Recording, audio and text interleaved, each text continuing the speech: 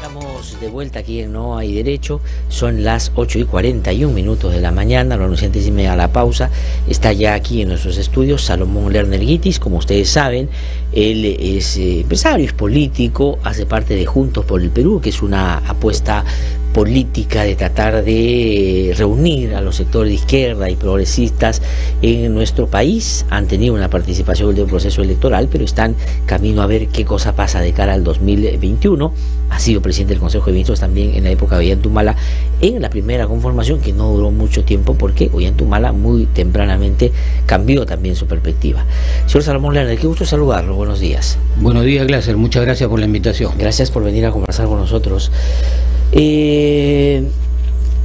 ¿Por qué Alan García dice que hay persecución política en el Perú? Habíamos hablado en más de una oportunidad aquí que con el caso Ollantumala y Nadine Heredia habían o podía haberse identificado algunos excesos, algunas cuestiones discutibles y cuestionables.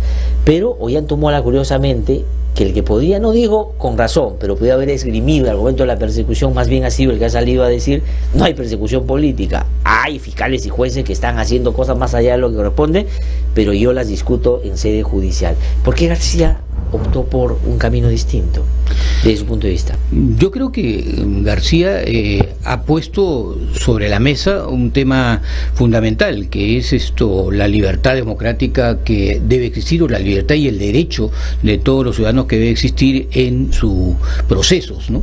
Y creo que él ha reconocido que los procesos no le han venido favoreciendo y por lo tanto él ha juzgado de que hay una persecución contra él, ¿no? Los líderes apristas dicen que al expresidente Alan García lo han estado masacrando 20 años. No sé de qué etapa y de qué masacre están hablando. Puede ser pues de otra historia que no la conocemos nosotros, ¿no?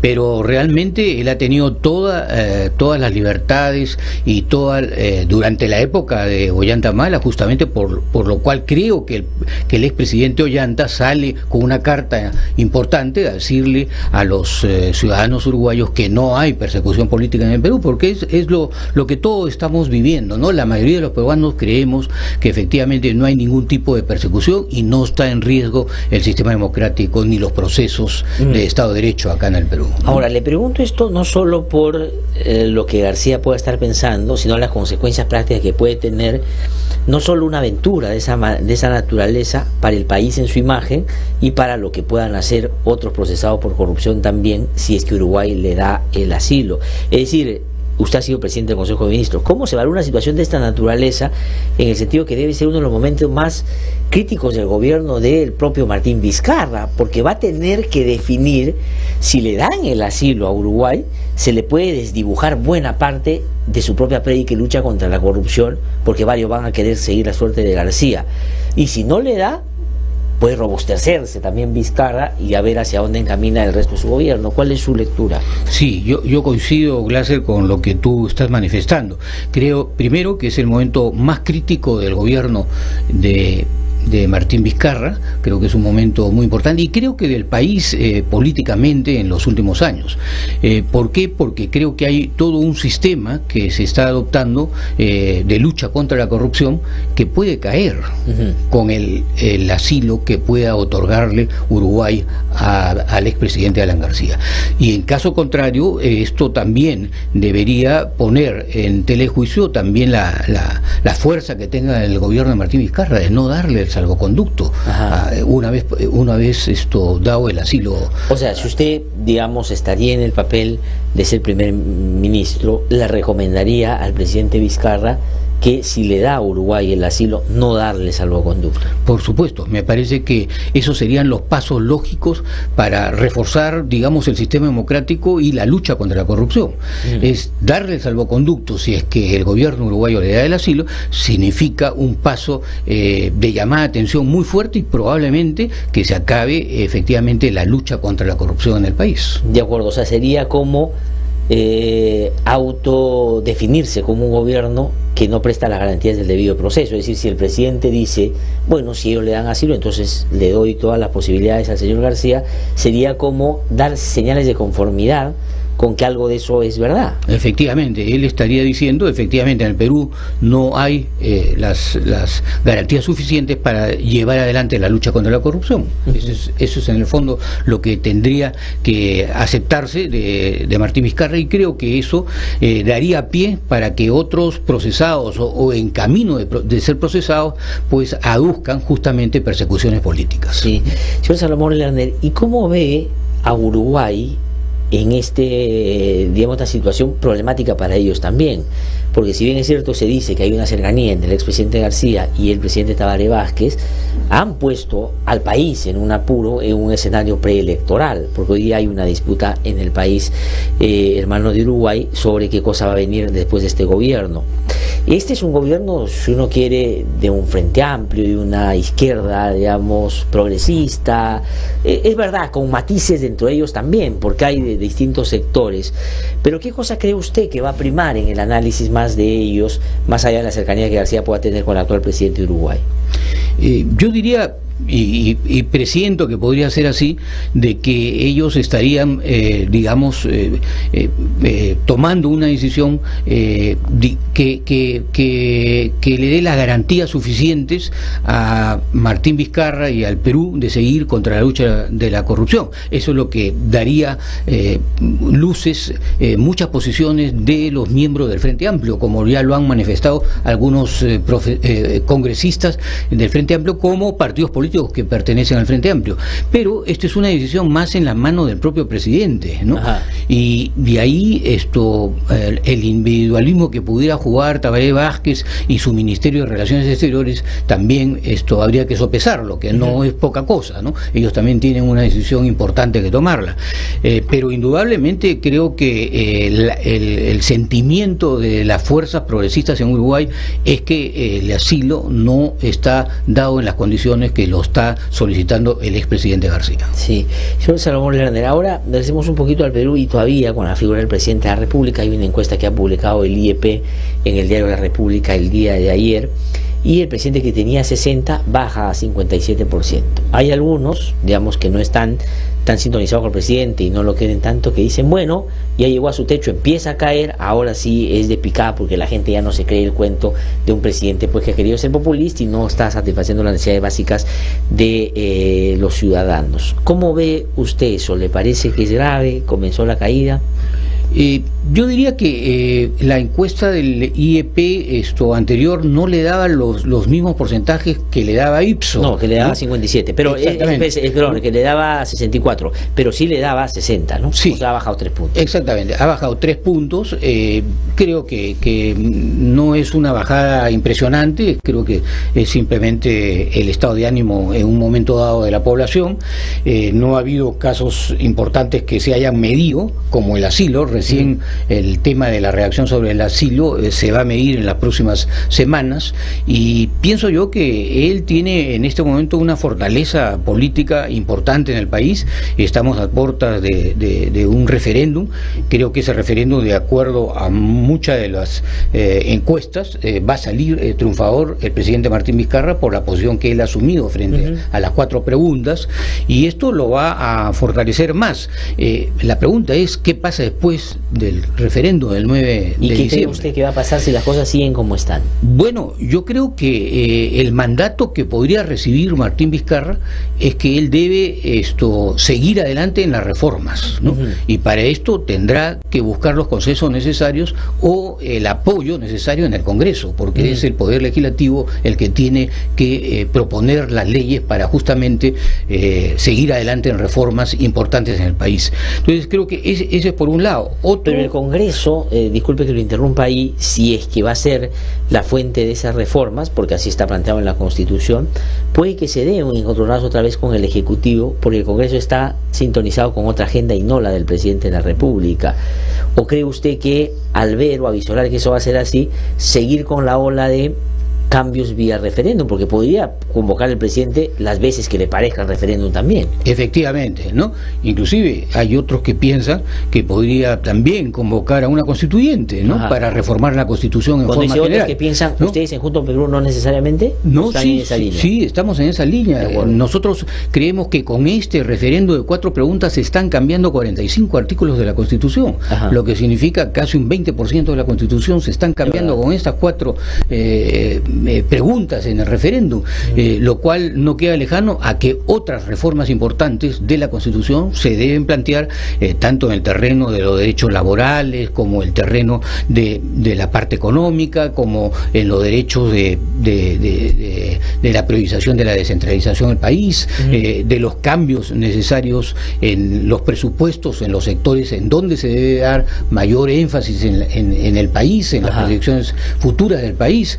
Creo yo que todo eso merece nuevas reformas en el país para poder avanzar hacia un tipo de sociedad más justa y un nuevo pacto social. Eso es lo que nosotros pensamos más adelante. ¿Y cómo cree usted que por sus actos está pensándolo el presidente? ¿Lo ve como animado a dar ese paso o lo ve como animado a cerrar este proceso en diciembre y de ahí administrar un poco el gobierno, pero en una perspectiva ya de cambio de esa naturaleza, sino más bien de control de gobierno hasta el final de su mandato? Si esa pregunta me lo hubiesen hecho algunos meses atrás, yo hubiese dicho que simplemente no con el piloto automático llegar al 21, ¿no? Pero nos ha dado muchas sorpresas el presidente Martín Vizcarra, y creo que esas sorpresas podrán seguir avanzando en la medida en donde no hay las posibilidades de consenso con el Congreso, y creo que eso es un tema que tendrá que evaluarse políticamente en los próximos meses. Sí, ahora, pero eso es una línea de acción donde al presidente le ha ido bien. En la que no le está yendo bien, si uno hace un análisis un poco más pormenorizado ya de la gestión del gobierno, es en la administración sectorial. Es decir, hay menos del 50% de ejecución presupuestal en asuntos de infraestructura, el problema de la reconstrucción, el problema de salud, la educación no ha logrado, digamos, vincularse a esa ola reformista que tuvo en algún momento en el inicio de este gobierno o desde el anterior. En fin, ¿cómo cree que está esa parte a usted? Ya digo, de la gestión de gobierno, porque si uno ve la popularidad de los ministros, dista muchísimo el presidente. El promedio es 19-20, el presidente tiene 57. Su primer ministro está un poquito más arriba, pero no muy más arriba de sus ministros, distante todavía del presidente de la República. ¿Cree que ahí tiene que haber cambios con gente que sintonice más con el presidente, con gente que gestione mejor? ¿Qué requiere el momento? Sí, yo creo que el hecho de que los últimos, no solamente 2 años y medio, sino la última etapa del gobierno de Ollanta Humala y 2 o 3 años del gobierno de Ollanta Humala, el potencial de crecimiento del país fue decreciendo, y fue decreciendo por malas políticas aplicadas, tanto en el sector económico como en los sectores sectoriales, en donde no se dio la fuerza necesaria, no se buscó la potenciación de esos sectores, y esto ha traído un decrecimiento de la economía en el país. Yo estaba escuchando cifras, por ejemplo, sobre la publicidad para esta campaña navideña. Son realmente pobres, muy ¿no? pobres, muy pobres, ¿no?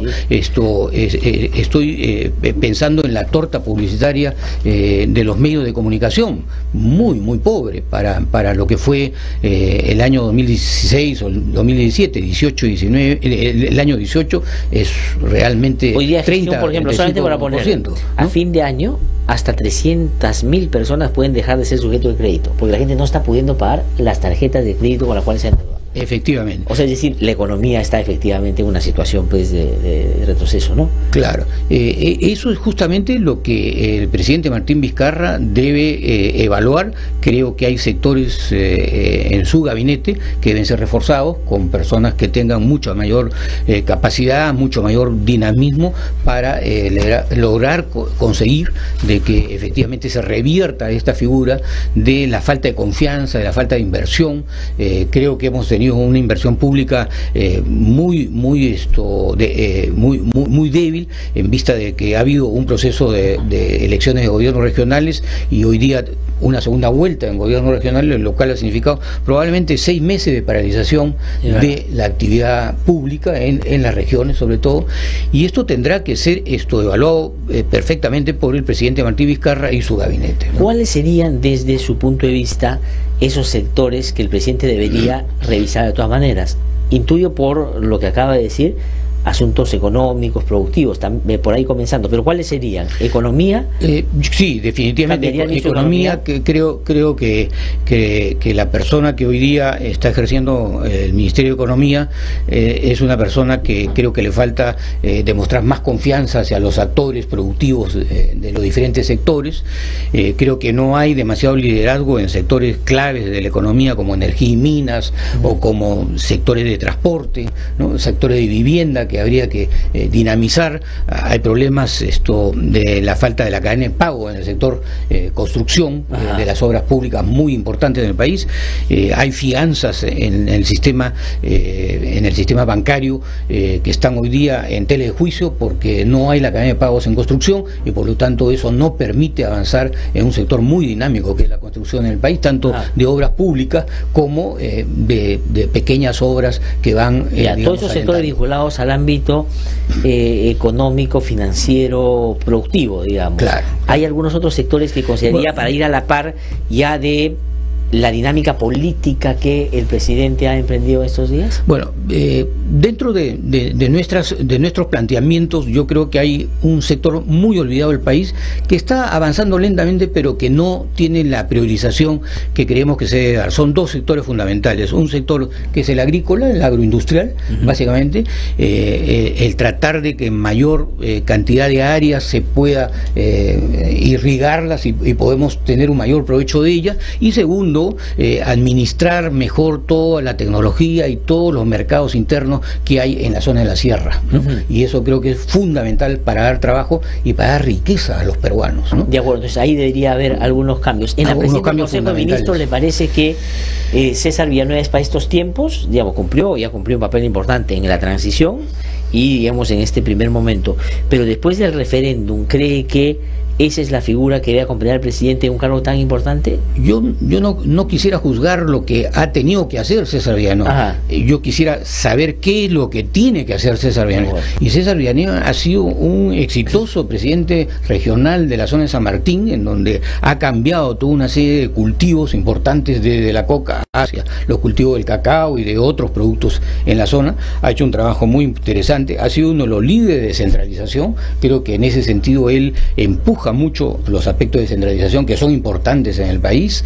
Entonces habría que evaluar cuáles son los encargos que se le da a la nueva presidencia del Consejo de Ministros en esta etapa definitiva de consolidar a Martín Vizcarra en la presidencia. Sí, ¿no? Ahora, en los temas económicos, yo recuerdo mucho, y usted lo debe recordar con más nitidez todavía, que cuando ustedes entraron al gobierno con Ollanta Humala, por ese temor a que él pueda terminar siendo o haciendo un gobierno chavista, ¿no es cierto?, estatista, en fin, una de las exigencias era su ministro de Economía y su presidente del Banco Central de Reserva. Sí. Tenían que poner a alguien que le dé confianza, y pusieron a Castilla, y dejaron que se quedara el actual presidente del Banco Central de Reserva.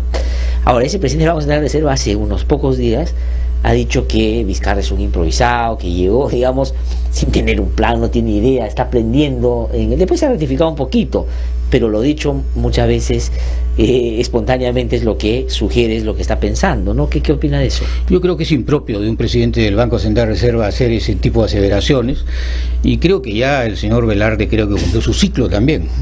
Entonces creo que habrá que buscar quien dirija la presidencia del Banco Central de Reserva, no saturado ya a la línea y al ciclo que ha tenido Julio Velarde. Creo que hay otros peruanos con mucha capacidad para dirigir al Banco Central de Reserva, que es importante dentro de la lucha por la productividad, por la competitividad y por darle al país toda la confianza necesaria para avanzar, ¿no? Sí, tengo dos preguntitas últimas, señor Salvador Lerner, agradeciéndole como siempre su visita. Ha habido un problema de corrupción, digamos, de puerta giratoria, como se dice en la discusión sobre el conflicto de intereses en el Ministerio de Cultura, donde un viceministro termina, digamos, buscando favorecer a una empresa que era suya para un asunto, la verdad, que no debió generar un conflicto. Esto es muy grave, ¿no? Ya él renunció, la ministra ha salido a decir que, bueno, todo lo que ha podido en contra del viceministro, pero el presidente Vizcarra debería pronunciarse, el primer ministro debería pronunciarse, debería tomarse alguna decisión con la ministra, porque me da la impresión que los apristas y los fujimoristas han encontrado ahí el pretexto para llevar a la ministra al Congreso y empezar otra vez contra Vizcarra por esa línea. Pero ¿qué piensa usted? Sí, yo creo que ya ha asumido políticamente el viceministro el tema. Creo que se ha dado pasos en ese momento significativos. Ahora, indudablemente, ya llevar a la ministra es tratar de darle un puntillazo final a una gestión, ¿no? Creo que la ministra en el Ministerio de Cultura ha estado respetablemente trabajando correctamente en todo este tiempo. No creo que eso debería ser un paso que tendríamos otra vez que ver una discusión política con respecto a un pero ministro ella la está más, viendo, ¿no? Ella la está viendo. Sí, sí, sí. No, se va a ir al Congreso de todas maneras. Sí, y la van a interpretar de todas maneras. Exactamente, pero creo que ya se ha asumido una responsabilidad política. Creo que el viceministro la ha asumido, ¿no? Ahora, yo creo que siendo Patricia Balbuena, habiendo desarrollado por ejemplo un trabajo importante, el tema del bicentenario, todo. Claro, el problema es que el viceministerio está a tu costado. Y si el que está a tu costado te genera un problema de salud, porque no es un funcionario, digamos, lejano a ti, es porque, digamos, hay un problema ahí serio, ¿no? Pero efectivamente hay que tomar una decisión. Y la última es, y me preguntan esto a través de las redes, ¿no? Alan García, para regresar al tema inicial, dice que en el Perú hay persecución política, ¿no es cierto? Y nosotros, con usted aquí, hemos conversado más de una oportunidad sobre eso en otros países, y usted, como otros, al comienzo poco, después la mayoría, ha ido encaminándose que hay otros países donde sí hay persecución, como Venezuela, Nicaragua y otros países, ¿no? Entonces, la pregunta es, ¿nosotros somos como esos países? Es decir, ¿estamos a ese nivel como para que Uruguay se atreva a ponernos esa etiqueta? Porque eso es lo que haría, ¿no es cierto? Si finalmente así la García, somos como Venezuela, somos como estos países. Yo rechazo totalmente, categóricamente, ¿no? Creo que acá en el país tenemos una libertad de expresión, tenemos un Estado de Derecho, hay excesos como en todo país, hay excesos indudablemente. Esos excesos deben ser limitados, deben ser tratados funcionalmente, pero no creo que de ninguna manera está en peligro aquí la democracia ni la persecución política. Aquí a veces se persigue algunas ideas que son los cambios. Eso es parte de la democracia, ¿no? Sí. Y a eso tenemos que luchar. Usted se imagina que nosotros en esa campaña del 2010-2011 estábamos luchando contra bolsas de $2 millones de la CONFIEP, que querían defender el modelo, cuando no conocían exactamente el plan de nosotros, que no era un cambio del modelo como ellos se imaginaban, pero sin embargo había muchos millones de dólares contra las ideas. Bueno, pero de persecuciones políticas no podemos hablar. ¿Y eso qué le parece a usted como argumento de defensa que ha salido ayer, que lo hemos conocido, el señor Jaime Yoshiyama, que era, digamos, contrincante de ustedes, en ese momento era candidato a la vicepresidencia por Fujimori en el año 2011, ha dicho que Odebrecht no le dio y que le dio este empresario Juan Murros, ¿no? Ramuse, sí. Y que le dio 800.000 porque ellos defendían el modelo frente al embate chavista, ya vamos a ponerlo en términos para que la gente pueda rápidamente entender de qué se trata. ¿Qué opina eso? ¿Le parece creíble eso? O sea, digamos... Mire, en lo que a mí me consta mis relaciones con los grupos empresariales, nunca he escuchado que un empresario de un solo grupo político haya dado esa cantidad de dinero por defender un modelo, ¿no? Le digo, los más grandes grupos económicos en el país no los he conocido con esas cifras de ninguna manera. Se tenían que juntar 10 para dar 2 millones, ¿no? Claro. Entonces aquí uno que dé $800.000 está en tela de juicio ese aporte tan importante que ha dado Rasmussen para defender el modelo, ¿no? Además que ya no se le puede preguntar porque lamentablemente falleció hace un par de años. Eso es otro de las tragedias de esta telenovela, ¿no? Un poco, ¿no? Sí. Que ya no está la persona que dio ese dinero, ¿no? Entonces... ¿Pero le parece, digamos, poco convincente un argumento de esa naturaleza? Me parece poco convincente, y si no tendríamos que buscar o que los grupos empresariales le den algún trofeo a Rasmussen por haber defendido el modelo con $800.000. Samuel Lerner está con nosotros. Muchísimas gracias por haber venido a conversar con nosotros. Gracias, muy amable, que le vaya muy bien. Tengo que ir a una pausa para los titulares. Están mis colegas ya con la lectura de los libros. Adelante.